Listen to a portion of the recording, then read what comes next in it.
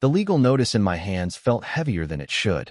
I stared at it, shaking my head, equal parts amused and infuriated. Imagine getting sued over a mailbox. Now imagine your neighborhood's self-appointed ruler, the queen of all things petty, dragging you to court over it. And now imagine she has no idea my cousin is a Supreme Court judge. Yeah, this is that story. Let me take you back to where it all began. I live in what should be a peaceful neighborhood, a nice, quiet community with friendly neighbors and well-maintained homes.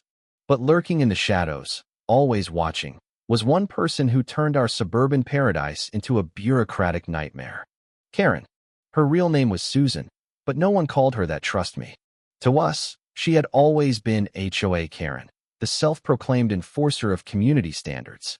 Karen made it her life's mission to police everything: grass height, the color of people's front doors, even how long your trash bin stayed at the curb. If she could fine you for existing, she would. At first, I managed to stay off her radar. I followed the rules, mostly. I kept my yard trimmed, my driveway clear, and my trash bins hidden like some kind of outlaw. But then came the mailbox incident. It all started when my old mailbox finally gave out. The thing had been there since the house was built and was barely standing. So, like any responsible homeowner, I replaced it.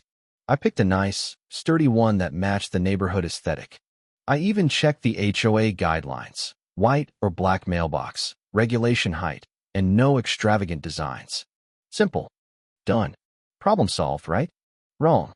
2 days after installing it, I found a notice taped to my door. Violation notice. Immediate action required. Confused, I read further. Apparently, my mailbox violated HOA Regulation 7.3b and needed to be removed immediately. That was news to me because I had read the entire HOA rule book. And guess what? There was no 7.3b. Thinking it was a mistake, I did the reasonable thing. I emailed the HOA, politely asking for clarification. No response. Then I called.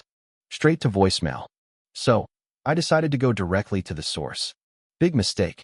I knocked, and within seconds, Karen flung the door open like she had been waiting for me. Arms crossed, smug smirk on her face. She greeted me with a tone that dripped with condescension. "I assume you're here about the violation," she said before I could even speak. "Yeah," I replied. "I just wanted to clarify something.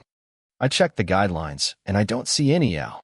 She cut me off with a dismissive wave of her hand. "It's a new rule. Just passed." I raised an eyebrow. "Can I see the updated guidelines?"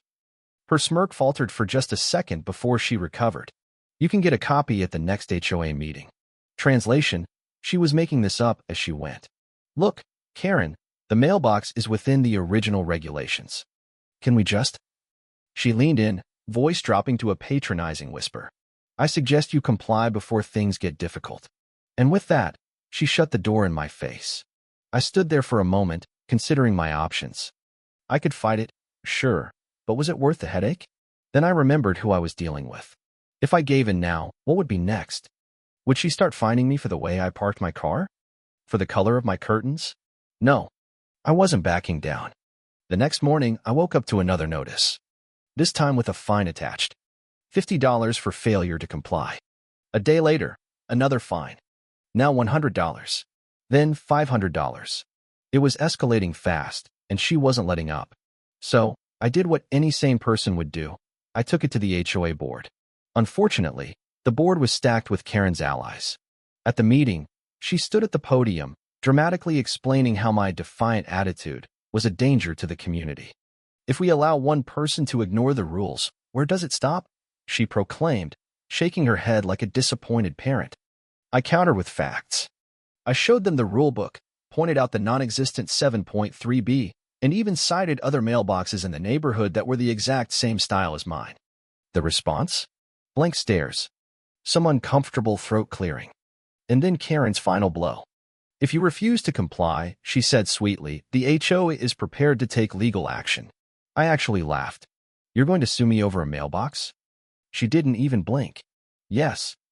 And just like that, I found myself being served actual legal documents. HOA versus me. Over non-compliance with community standards and malicious defiance of HOA authority. Malicious defiance. Over a mailbox. Now I was mad. I went straight to a lawyer, a guy who had handled HOA disputes before. The first thing he said after reviewing the case? Wow, she's really got it out for you. Great. It got worse. Karen had a track record. She had successfully sued 5 other homeowners over equally ridiculous things. And each time, she won. The legal fees alone had forced some people to just settle instead of fighting back. That's when fate intervened.